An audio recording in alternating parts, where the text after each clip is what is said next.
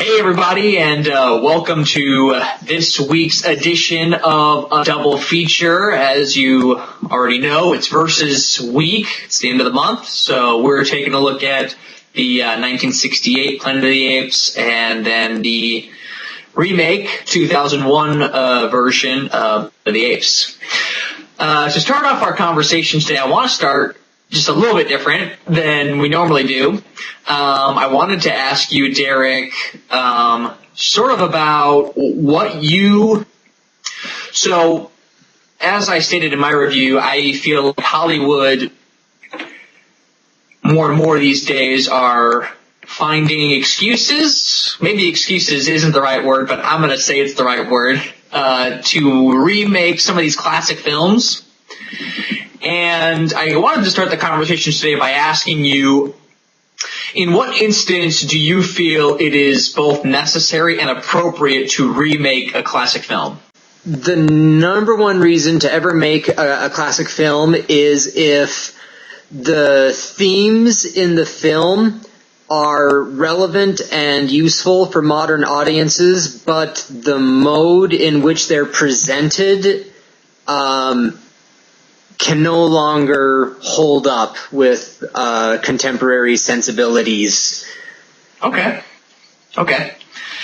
Yeah, no, I agree. I have just been doing a lot of thinking this week about this topic. Obviously, since we were watching these two films, I really started thinking about it and going back and doing some research on some other movies, and I found it extremely interesting that some of the different things I was able to read about and find out from various studios that either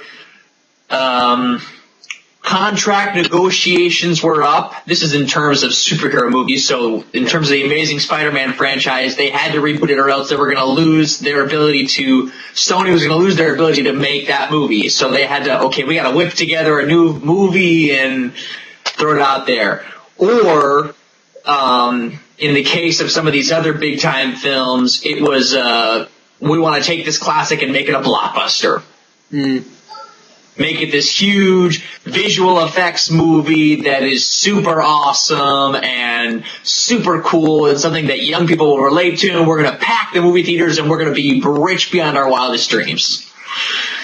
And I feel like that is the case with Planet of the Apes.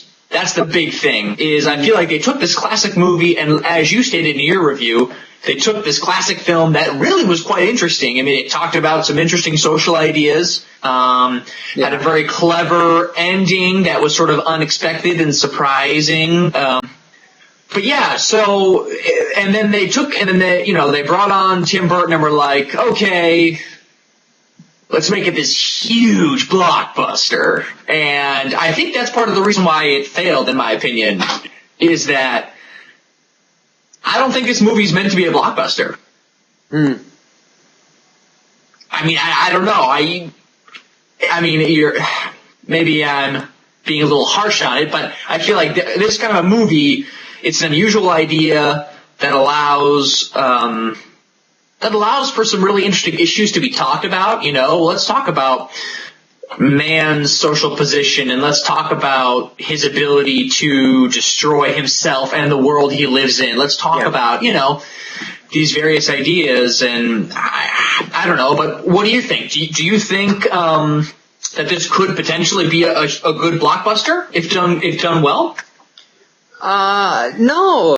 The entire premise of Planet of the Apes was about this society that is being controlled not to fight, not to engage in any extreme behavior whatsoever, and it becomes an ideological war.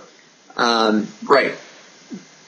I mean, you probably could make the case that a lot of this is a courtroom procedural drama rather than a sci-fi movie.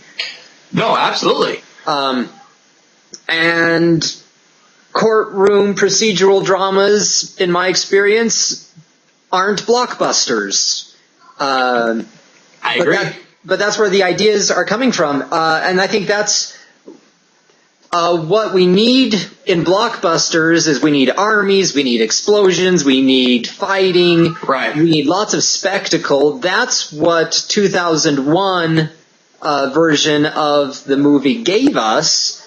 All of a sudden the apes are militarized. There's armies, there's like a little civil war, or at least a war going on. And once that element is added, a lot of the moral weight from the original is lost. Right. No, I totally agree with you on that. And it's funny, when I was describing the film to my wife, she was asking me, what is Planet of the Apes? And not once did I say, oh, it's this space huge blockbuster drama epic. You're just kind of like you. Oh, it's this really interesting twist on society, and it talks about a lot of interesting things, and it's done in sort of a new and a unique, interesting way. And anyways, but yeah, I don't know if this film could be a blockbuster. I think this is meant to be something a little softer, or a little smaller, and a little more unique than that. This is the problem I see with the new reboot of the franchise. With the James Franco films. Yeah, the Ride, the Dawn, yeah. Yeah, they haven't gotten to Planet of the Apes yet. It's a question about whether or not they actually will. Yeah. But I think those movies are doing best when they're engaging in those social questions or those moral questions. Yeah. And they really start to lose interest for me when I'm just watching a bunch of chimpanzees wreak havoc on the right. zoo. If I want that, I'll go to the zoo. Right. right. So yeah. Well, no, I agree. And sorry. No, that was it. Okay. Well, I was just gonna. So based on that, let's talk about the ending for a second of both films. Okay. Okay. So I want to get your thoughts on this. But, both films have an ending, I guess we could say. Both films have an ending. But I want to get your thoughts on kind of the depth of each ending is extremely different, and sort of each director's take on how they lead you to that ending. I think I know your answer, but for the sake of conversation, I want to just talk about which of those endings did you find to be more powerful, and what do you think made that ending so crucial to that power? Well, obviously, I think it's the original ending. Right. I figured you would say that, but and I think it's the fact that we just don't know it's where exactly we are.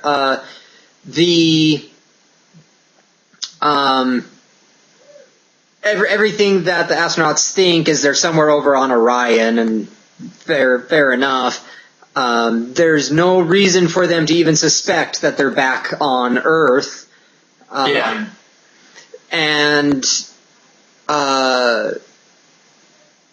at least at the very beginning of the film, we're right along with them. But as we get more and more through the film, as he's making the paper airplane, it's being crumpled.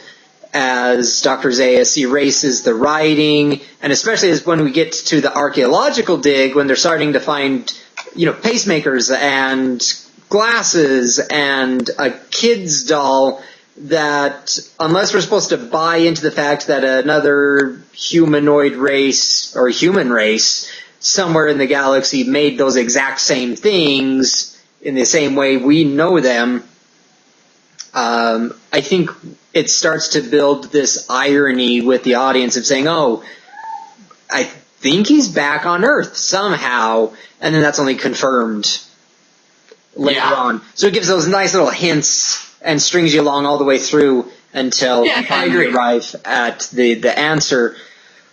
And I think that has everything going for it. with the remake, audiences know that it's a remake of the film. They know that if it is a film, it's going to have a twist ending, and it's impossible to have a twist ending if you know everybody in your audience is going to be expecting a twist ending. So the ending, he had to make it look like the astronaut Wahlberg is back on Earth as is, and then, oh, surprise, nope, just kidding, we're not back on Earth as you know it. Right. And it was like, oh, well.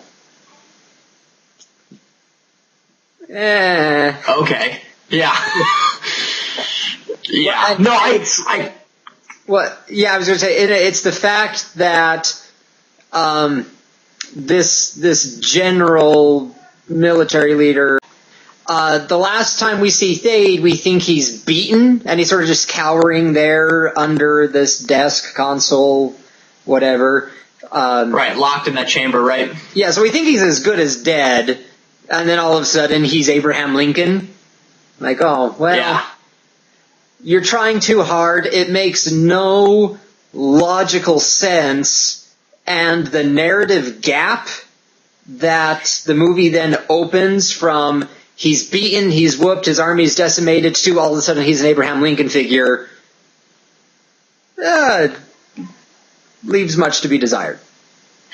Well, and to be perfectly honest, the hardest part for me to kind of grasp was this time travel element, where he time traveled somehow to this planet of some sort, and then the chimp time traveled with him, but he came later, and then they all time traveled back. It was just, I think that's where, well, I mean, as you put so eloquently, it was gone way before that, but I think that's where, yeah, it was sort of this forced, almost compulsive ending of sorts, where it was like, well, you're right, the audience is going to expect something, so we've got to give them something. I thought a nice twist would have been if he's back on Earth and he's on Earth. I don't know, like, the end. Okay. The surprise ending is there's no surprise ending. Nice. I guess, yeah. I don't know. Anyways, all right. Well, that brings our discussion to a close, but let us know your thoughts in the comment section below. What do you think of the original film versus the new film? What do you think about Hollywood remaking films? What are your criteria for whether a film should be or not be remade? We'd love to hear from you, so let us know in the comments below. As always, you can check us out on social media and see all the things that we're up to. And until next week, be sure to watch good movies. Done.